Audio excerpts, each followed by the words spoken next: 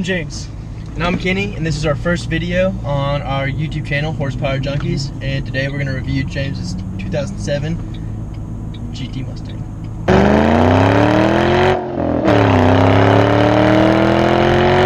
So this is my 2007 Mustang GT. Has the 4.6 liter 3-valve V8 in it. Revs to about 6,250 RPMs. It comes from the factory with 300 horsepower at the crank, and then 320 foot-pounds of torque at the crank. So this car really, with that much power, it honestly gets fairly good gas mileage. So like in the city, you're supposed to get right around 17 miles to the gallon, and on the highway, you're supposed to get, am I right at 25? 25 if you baby it. But unless you drive like James here, then you really won't get that. You got to stop at like every gas station you see. And this car, since it's the V8, this car right here weighs right around 3,600 pounds, maybe just a little bit over. And, well, as you can tell, this car right here, not a stock car. She's got a few modifications done. Just a few. Code word. Alright, so the first modification done to this car is a cold air intake. And another really nice modification to this car is a Bama Performance custom racing tune. And you said two custom racing tunes. Two tunes that come with this car. And do you want to go into detail on those tunes? So Bama, they're a company that puts out the plug-and-play type of tunes for your 05 to 09 3-valve Mustangs, and they come with two tunes.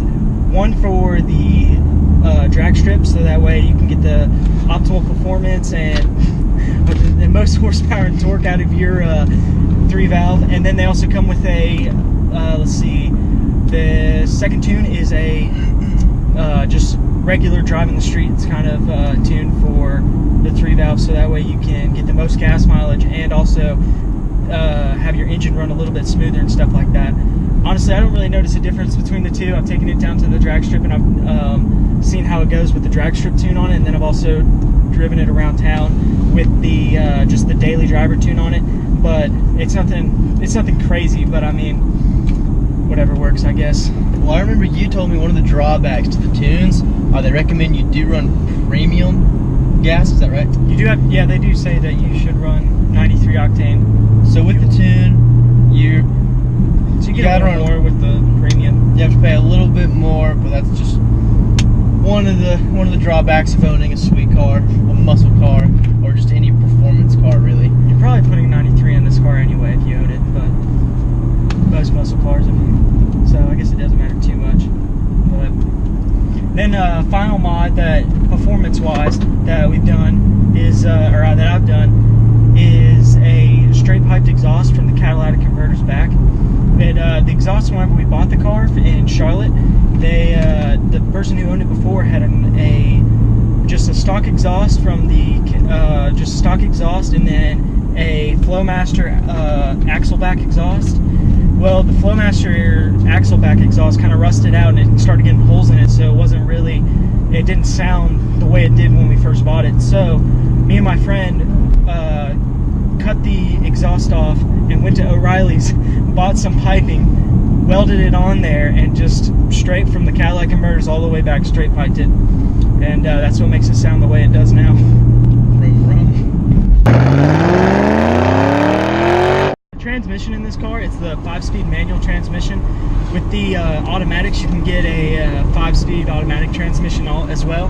But if you're going to get a muscle car, I think V8 manual, I think that's a muscle car, but that's just personal preference. Well, driving a stick, I don't personally drive one, but he lets me drive. We'll come out with a video teaching Kenny how to drive stick. Don't worry, it'll be funny.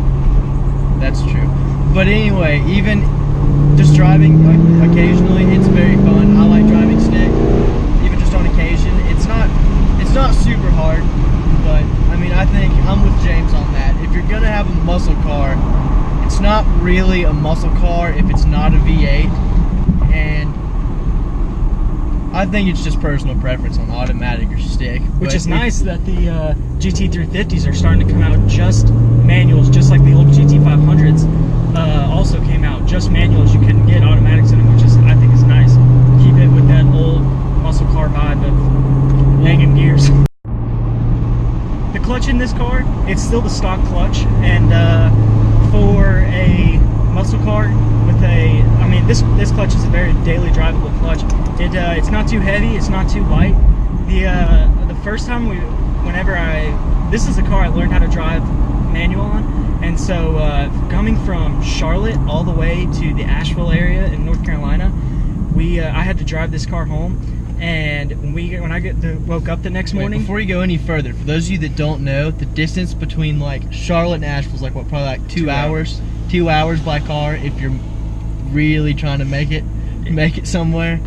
So I kind of had a general idea of how to drive a manual car, but after getting in this and trying to, I mean, I eventually made it, but after a few stalls. But it's definitely fun. Not something I would recommend if you're trying to learn how to drive a manual, but it's whatever. But once I woke up that next morning, my calf was so sore and on fire.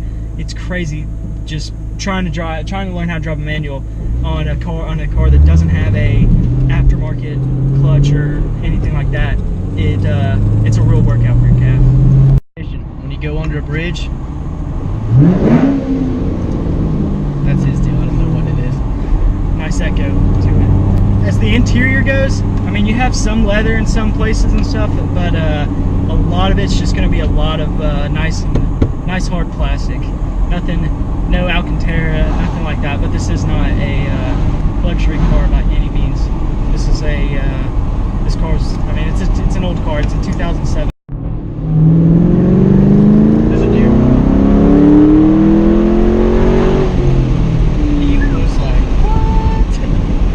This car does have the GT appearance package on it, so that comes with things like a hood scoop, and that's about it for the appearance package on it that they give you back when it came out. The other things that I have done to it, I put two 245 nittos up on the front and two 75 nittos on the back to give it more of that drag strip kind of race car kind of look to it, with the skinnies up front and the bigger tires in the back, which is really nice. Gives it a nice look, and it makes it a enjoyable car. Well, not only does the tires make the car look better, but I don't ride in this car every day like James does, and I noticeably felt the difference in this car. With the tires, the car does handle a lot better, and it takes corners better, it launches better. Let's give them an example of that real fast. An example of that? Here we go. Here goes a launch. Let's see how well we do.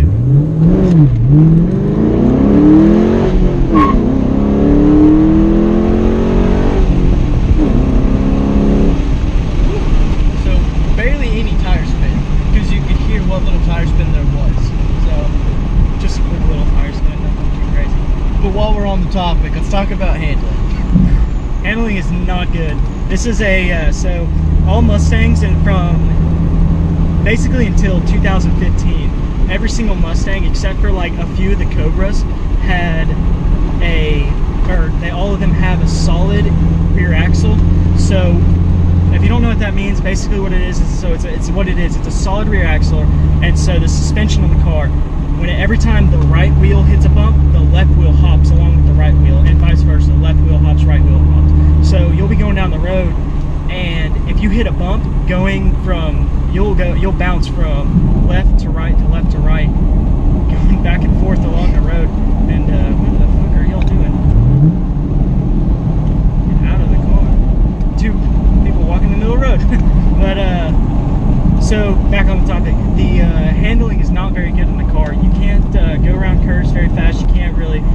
What the whole point of a solid rear axle is to let the rear end hold more power, so that way, because these cars were meant to be, pony cars, and they're meant to go fast and straight line. They weren't meant to be really great handling cars and be able to lay really nice times or down on a track. They're meant to go on the drag strip, go fast, and that's about it. So speaking of Mustangs, there's a very nice, what did you say, about 69 Mustang we just passed. 69. Just sitting in that person's yard. Just sitting in the yard. That if you want a car that can go around the track very fast, this is not the car for drag strip really fast. Now you're probably talking. This is the car for you. Definitely no track car by any means.